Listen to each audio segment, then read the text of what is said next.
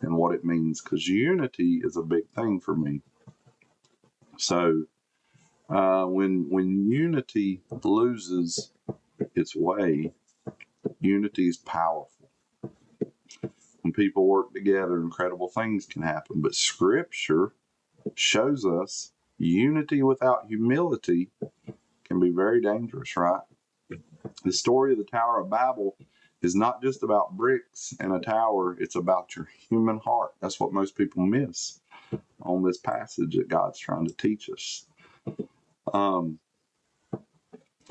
So humanity was united, one language, one location, one purpose. Tower of Babel, this is what we're talking about.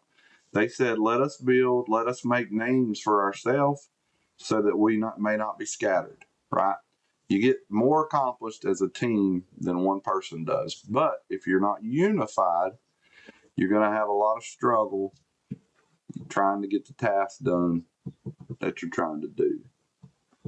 The problem was not the tower. The problem was the motivation.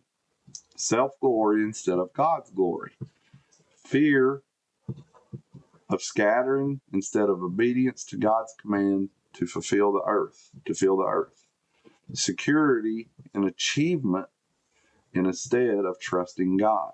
Fear of scattering instead of obedience to God's command to fill the earth. I said that one already.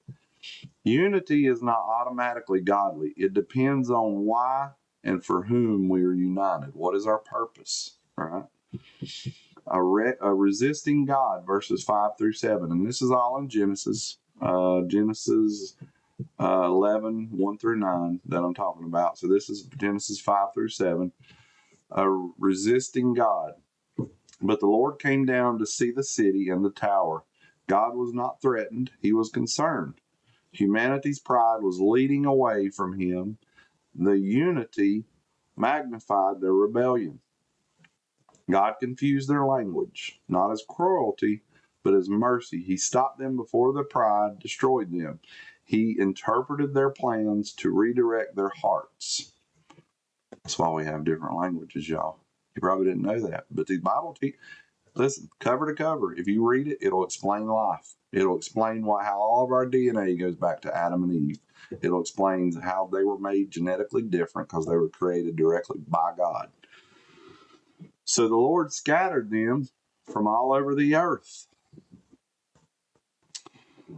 What they feared most, being scattered, became reality. Yet this fulfilled God's original purpose.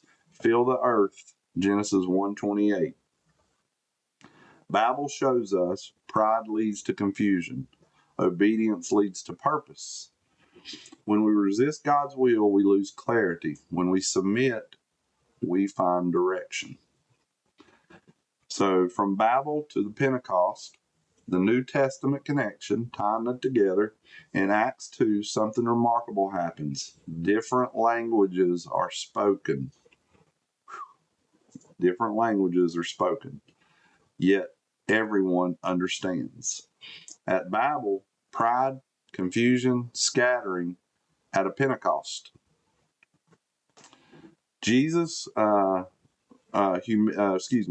scattering. At Pentecost, humility, understanding, and gathering. Jesus reverses Babel, not by erasing diversity, but by uniting people in Him. It's pretty good stuff. The gospel truth. We don't make a name for ourselves. We are saved by the name